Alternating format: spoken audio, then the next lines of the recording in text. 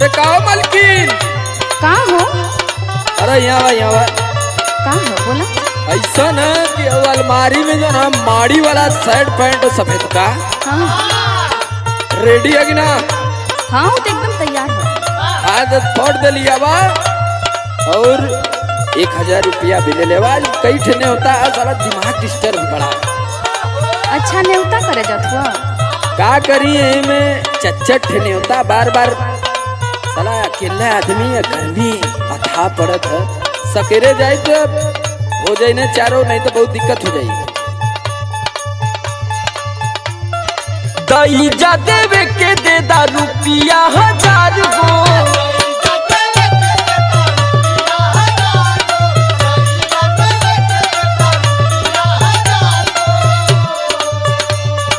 जो ही हना धान राते नेवता 1000 गो।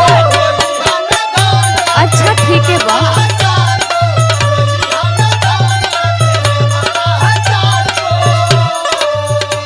खा पी के टाइम से सूझ जाइए, इंतजार मत करिए, बड़ा लेट हुई हमके।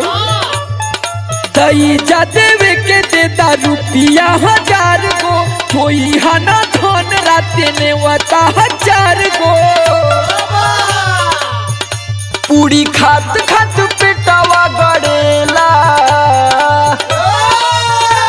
अरे तो तने बचा के खई हा, इना की छेना उना पागे नहीं तो मार खा के कल रहा खाली। अरे तो हमार तो छोड़ न तुनी चचा का हुई उतना पूरा 4 प्लेट छेना घोटत में। सैया गरमी हडोले लगी बेना हो तनी कम खालो गन के छेना।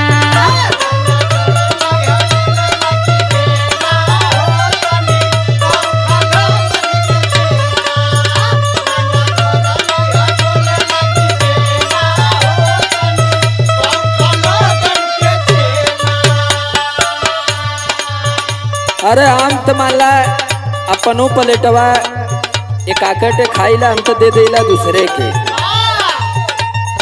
जल्लू हाँ का करबू, हर जगह बियाह है, केहू के तिलक है, केहू का रिसेप्शन है, बहु भोज तो कुल न देखे के है।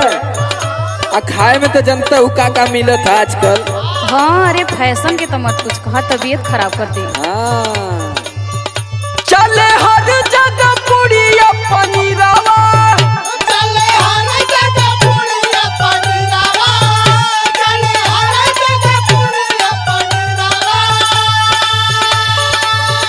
खाली खोई हा चावल दाल खीरवा।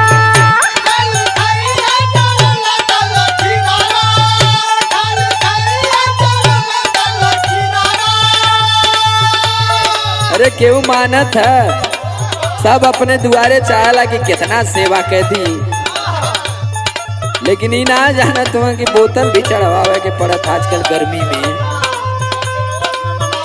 चले हर जगह पुड़िया पनीरावा। खाली खोई हा चावल दाल खीरवा। जनते हूँ हम तो खुदे संभाल के रहे चाहते। ला सुना सुनावा जाई कहाँ कहाँ हो वहीं अकेला। तो अपने सेहत का तनी ध्यान रखी हो। आहो सैया गरमी हडोले लगी बेना हो तनी कम खालो बन के छेना।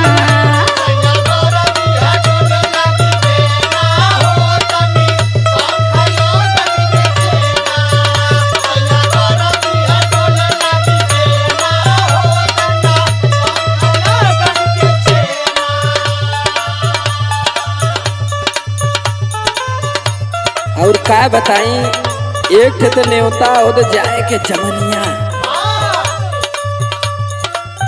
इतना दूरे जाए के, यो बाइक से जाए के, तो जल्दी कर, लेट होता है। ऐसा न कि दैजा कह के हर जगह से एक आध जगह खा के आराम से जल्दी चलिए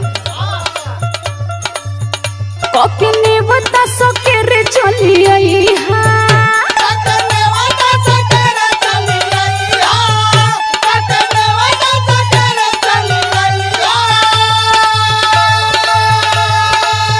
अरे कुल न्योता आकारी हो जाई तो हम खुदा फोन करब। अच्छा तू अच्छा घबराइया मत। ठीक है। फोन करबे चलत के उठाई है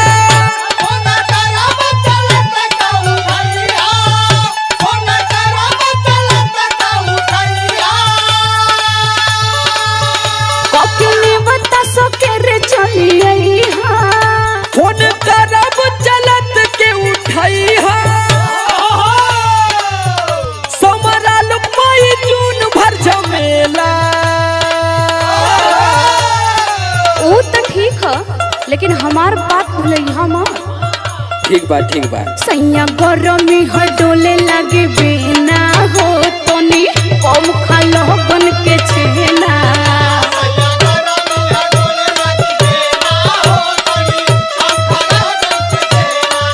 सैया गरमी ह डोले लागे